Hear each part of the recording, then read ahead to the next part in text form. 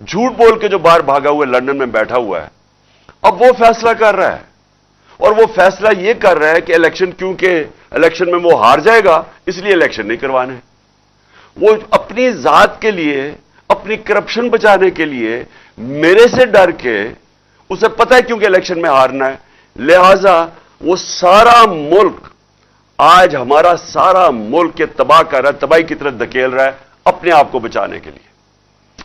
उसका सारा पैसा बाहर पड़ा है, यानी जो पैसा पाकिस्तान में वो कुछ नहीं, जो उसका पैसा बाहर पड़ा हुआ है।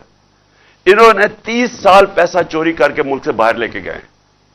ये जो हुदैबा पेपर मिल के अंदर जो इनके मुंशी और ये जो मौजूदा फॉरेन मिनिस्टर है, इसने 164 का बयान दिया हुआ है अदालत में जाके कि मैं नवाज शरीफ का चोरी का पैसा मुल्क से बाहर भिजवाता था। वो काजी फैमिली जिधर लंदन में बैठी थी इल्फर्ड में, उनके बैंक अकाउंट्स दिखाए हुए हैं इसने कि किन बैंकों में पैसा भेजता था, चोरी का पैसा। ये आज से 20 साल पहले की बात है, 22 साल पहले की। 25 अप्रैल 2000 के अंदर इसने ये 164 का बयान लिखवाया हुआ है।